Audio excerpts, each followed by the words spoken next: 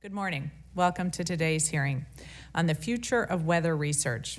Before we begin, I would like to take a moment to extend my sincere condolences to our colleague, Representative Sean Casten, whose daughter passed away yesterday. I'm deeply sorry for his loss, and my thoughts are with him and his family during this difficult time.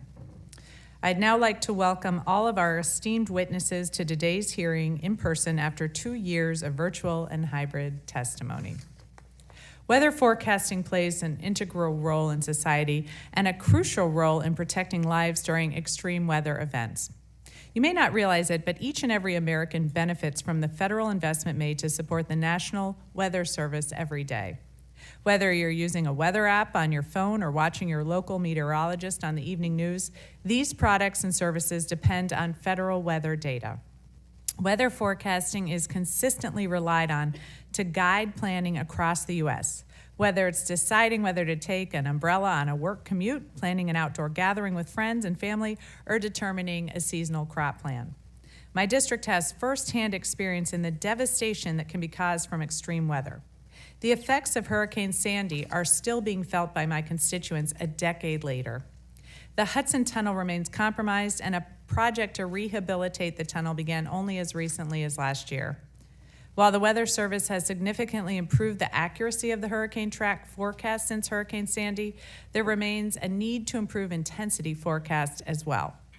I'm looking forward to hearing from Dr. Scott Glenn of Rutgers University on how funding from the Sandy supplemental was critical to his research to better predict and understand hurricanes, and why robust and consistent federal funding is necessary to support the transition from weather research to operations. When considering the future of forecasting, it is crucial that long-term forecasting is also part of the conversation. The Northeast Regional Climate Center reports that over the past 20 years, New Jersey has had an increase in extreme precipitation. The report further predicts that precipitation intensity will continue to increase in my district by up to 50% over the next 80 years, from what was observed at the end of the 20th century as a result of climate change. In a region that has seen the impacts of localized flooding events cause hard hits to homes and businesses, this report is alarming. Just last September, we lost 27 lives across New Jersey in the wake of Tropical Storm Ida. The sudden intensity and precise location of rainfall and flooding was difficult to predict.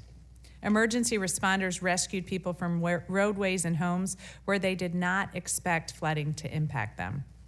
I heard from a mother in my district who, along with her young children, had to be rescued from her home at night during Hurricane Ida.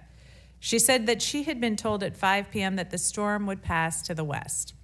Empowering residents with accurate long-term and short-term precipitation models will give them the information they need when planning a move or a new business location or preparing for an acute weather event like Ida. Improving our understanding of precipitation trends and hurricane intensity is not just important for my constituents, but for all Americans.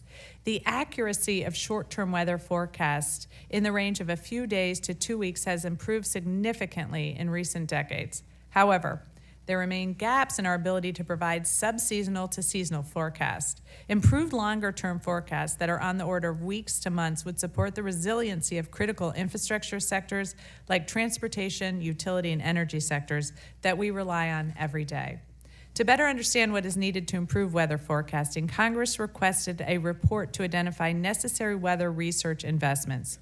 The Priorities for Weather Research, or PWR, pronounced POWER, report is a compilation of expert recommendations from across the U.S. weather enterprise made up of public, private, and academic partners. This report highlights the investments needed over the next decade in weather research, observations, modeling, forecasting, and dissemination. It takes into consideration how federal investment in weather research supports the private and academic sectors of the weather enterprise. We are fortunate that our witness panel today includes not only the co-authors of this report, but perspectives from across the weather enterprise. In the midst of another Atlantic hurricane season predicted to have above normal activity, accurate forecasts coupled with timely dissemination will be necessary to ensure the safety and protect the livelihoods of Americans along the Gulf and East Coasts. I look forward to hearing more from our witnesses today on how Congress can support the U.S. weather enterprise through federal investments in weather research that will benefit all Americans.